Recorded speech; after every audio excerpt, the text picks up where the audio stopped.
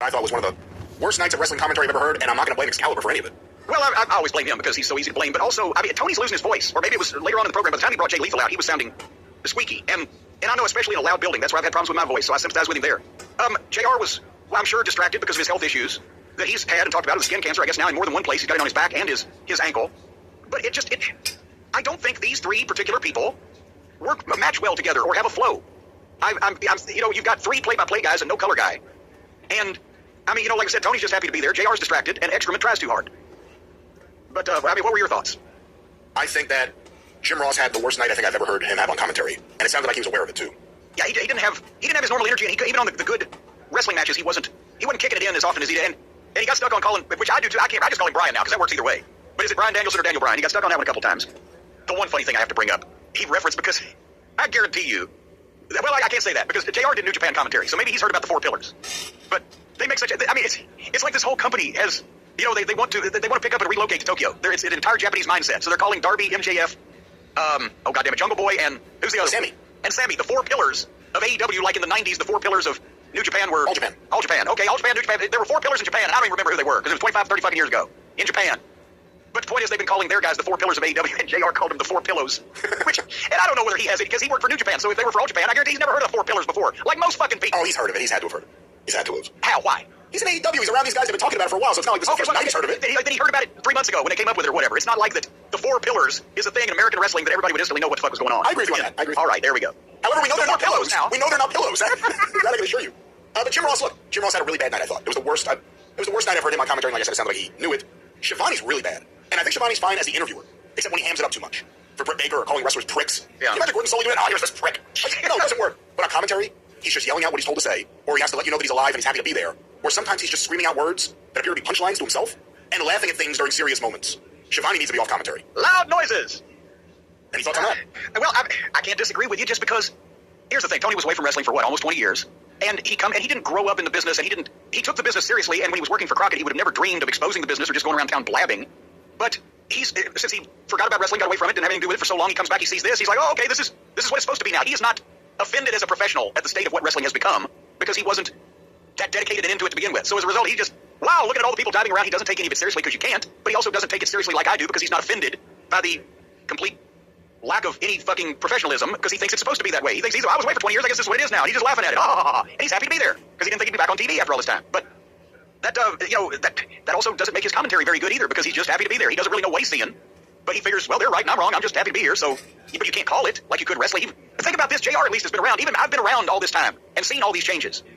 But he was gone for all those years and then just pops back in and what the fuck? So he went straight from calling pro wrestling and it was like he woke up out of a coma and now this is completely different. And so what's he gonna fucking call? He doesn't know how to even fucking, call this shit. So I'm not arguing with you that he's not doing a very good job. I'm saying, he's only had about a year and a half experience in sports entertainment and he doesn't really realize what I think when he's looking at yet. I like Taz myself on commentary, but, nevertheless. They do need a color guy up there instead of three play-by-play guys. I am not a big Excalibur fan, but I think Excalibur and Taz would be the best option they have right now. Excalibur can talk to the fucking basement dwellers, and Taz can talk to the adult wrestling fans, and they would both at least know what was going on. So that might be the case. Yeah, Taz knows how to be entertaining and conversational without being too silly. Yes. I think Taz would be perfect for that role. I mean, Taz is perfect for a role, instead of just, oh, there he is, and he's doing some kind of angle where his guys get beat up, and then we'll see him in a few weeks. Should we get back to the program? I guess. One for the money and two for the show. Make it loud, yeah, that's all that we know. Foot to the floor, now we out of control. When I move, you move. Everybody, let's go down front. Run them up. Now bring on the... Here's the thing about Medicaid. You don't have to be stuck with the plan you have. Right now, you can... Speaking of Vince McMahon, our next question, send to cornydrivethrue@gmail.com. I'm going to let you review the next match, which was Private Party versus the Lucha Brothers versus SCU. And the reason why is because I fast-forwarded the fucking thing. Well, unfortunately, I went down to have dinner during that. Before I even saw Private Party, I just said, I've seen enough. And I said, this will be my bathroom break / dinner break for the night. So this is interesting how many guys have differing opinions of Jay Strongbow. What did you think of him? Couldn't stand him. Well, I don't want to go too deep into this, and we promised people questions, and we're going to have questions, but because I also don't want to talk about this in the new year. Well, beyond the Big E injury and the match with the New Day and the Vince's British Dream, I don't know what the other team is. Did you see any of other? Any of other? Did you learn the English language? Did you see any of the other clips on SmackDown? I was studying English and being a cunning linguist. Speaking of people who have a tenuous grasp of the English language, Brock Lesnar. No, they did a really nice. Did you see at the top of the program a nice package on the Reigns and Brock Madison Square Garden angle? And it was better than Raw's. They edited it differently. They didn't do all those freeze frames, kind of aggravated you. They made the bumps seem more vicious. There were way too many chair shots, even in that, even for Brock. If there's one guy I believe you can hit with a chair 7 or 8 times and get back up, it's Brock Lesnar. but still.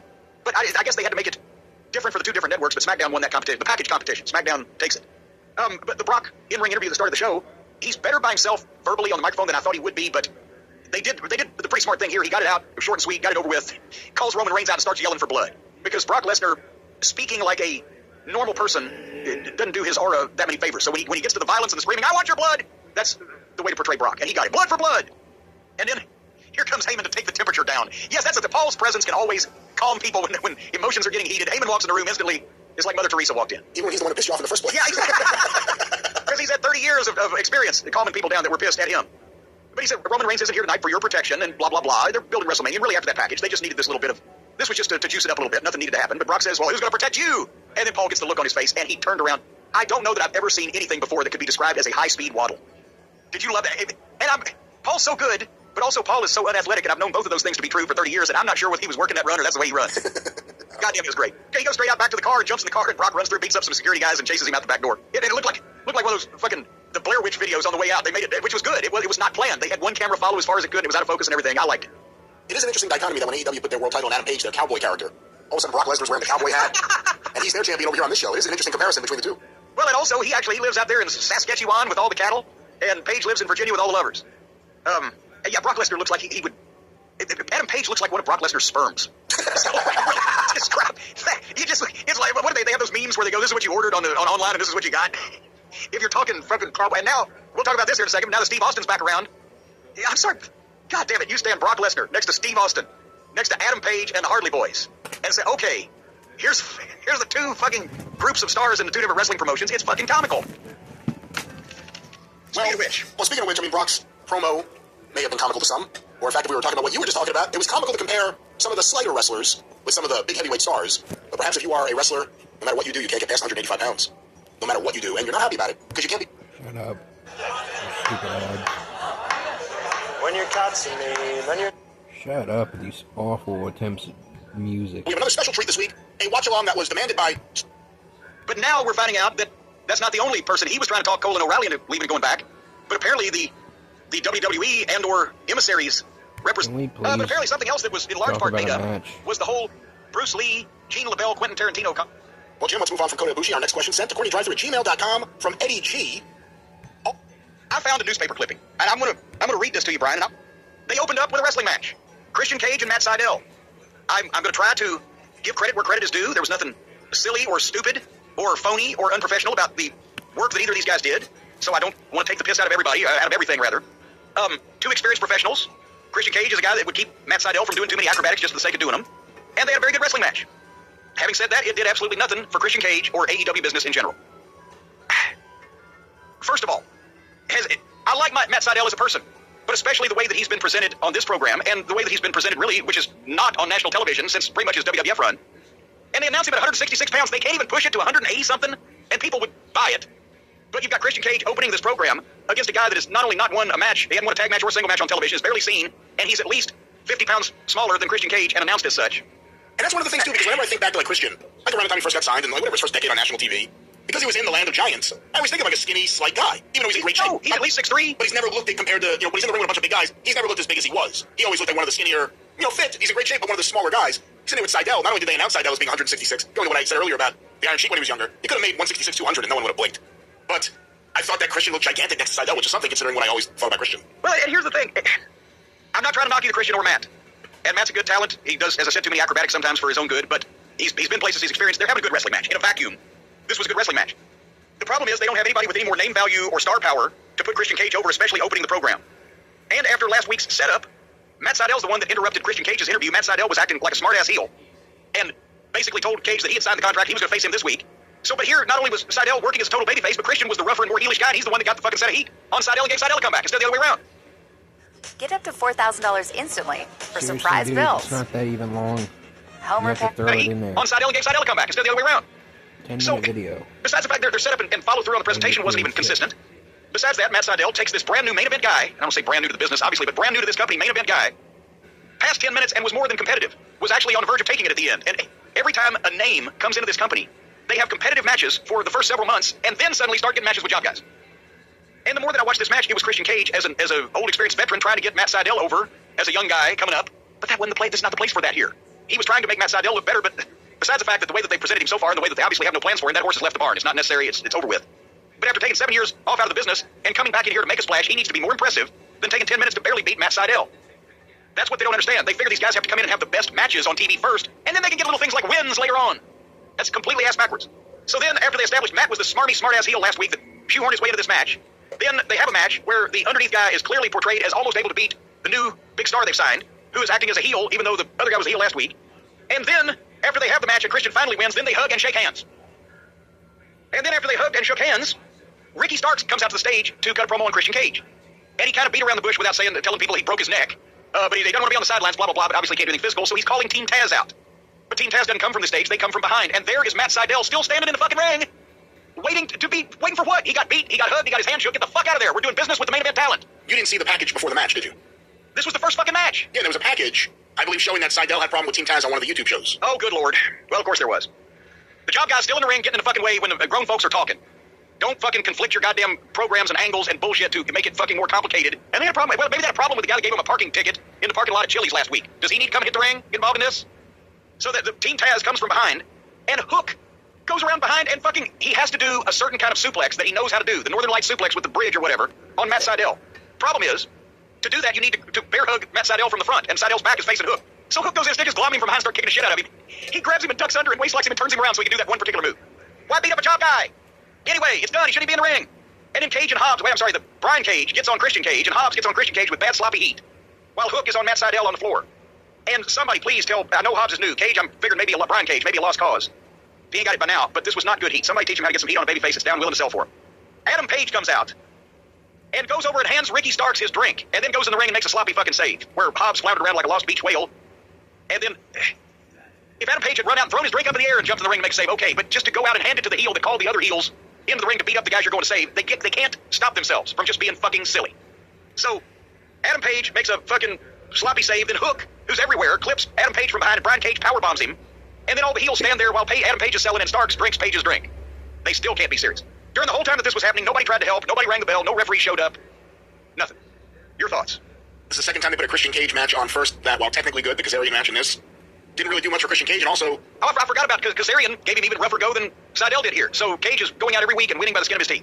It seemed like the match had a little bit of a purpose, at least early on, before, the post-match angle and everything. The commentators were using this match to just sell you on everything else that was coming the rest of the show. I'm not saying there's anything wrong with that for anyone who thinks anything I say is negative criticism, but that was what they used the match for, and you kind of summed up the rest of my thoughts about it.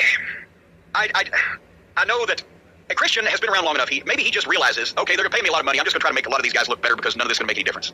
But he ought to know that he needs some type of name value people to work competitive matches with, or he needs to just beat some people in fairly succinct fashion at first to get over to begin with.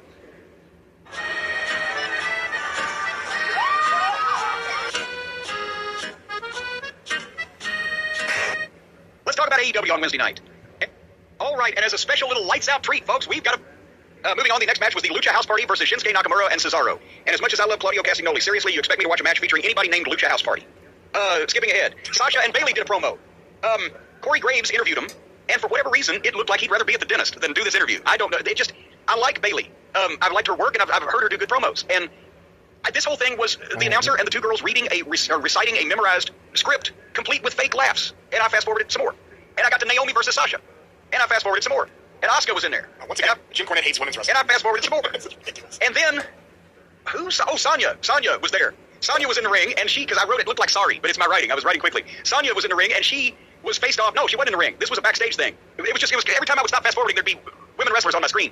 But Sonya slapped, who's the blonde with the bad plastic surgery that I mentioned here several weeks back, and goddamn, all hell broke loose, and I was the worst human being in the world because I said she should have got her bad plastic surgery. What is her name? Well, based on the qualifications you just laid out there, I believe you'd be speaking about Dana Brooke. Dana Brooke. Well, Sonya slapped old Dana Brooke. Her lips practically fucking slid right off her face. And I fast-forwarded some more. And then Sonya Deville was in the ring doing a live promo. And I wrote, goddamn, are there any men on this roster? But she could have fired up promo. And at least if this was worth watching. On her friend, that everybody in the country now knows that, has sleepovers with her and they have girls' night and eat fucking s'mores together. But she's mad at her on television. But it was a good promo. And she said, fuck it. Let's up the ante. And make it's already hair versus, let's make it loser leaves WWE. So, apparently, and I have stayed away from any SummerSlam news, even though it took place as we record this, 12 hours ago or whatever, last evening. But did someone not only get their head shaved but leave town? Or I wasn't sure whether they dropped the hair versus hair. I believe they did. I'm not positive, but they made it loser leave. Didn't you want to see the hair versus hair between these girls that was advertised more than you want to see a loser leave town, especially when nobody believes anymore that somebody's going to leave? Well, I think in this situation, someone wanted to leave and someone was going to leave. based on what just happened. Well, then wouldn't they? Well, wait a minute. Okay, then spoil the goddamn thing for me. Who quit? Did one of these girls quit over this fucking deal that happened at their house? I don't know if she quit, but Sonya Deville at a minimum is taking a break from WWE after this happened. And I can completely understand why she would do that.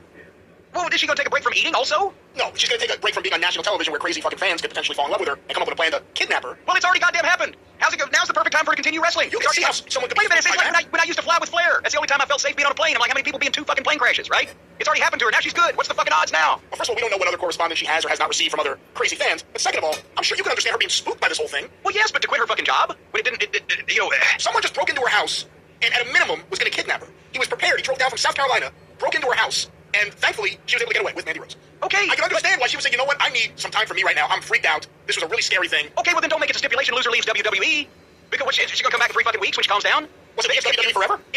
What now? Was it leave WWE forever? I didn't see No, but goddamn it, she comes back in less than fucking 6 months. It's going to be bullshit. It's bullshit anyway, but if I was a fucking checkout clerk at Kroger and somebody, because of that job, wanted to fucking kidnap me and throw me in the trunk of a car, I'd quit Kroger. But once again, not when I'm a goddamn national television star making hundreds and hundreds of thousands of dollars a year. I'd get me a goddamn better burglar alarm and a big fucking pit bull. With that said, I can certainly understand this happening and someone saying, you know what, I want to be off the grid for a while, I'm going to go to Hawaii. Well, in that case, yeah, don't make a stipulation out of it. I've partnered with Hero Cosmetics to share my go-to products for radiant looking skin this winter. Starting with the Glow Balm, this is going to leave your... In that case, yeah, don't make a stipulation out of it. Who was going to get their head shaved? I was thinking it was going to be Sonya Deville getting her head Okay, well then do that, and then go off to Hawaii and grow your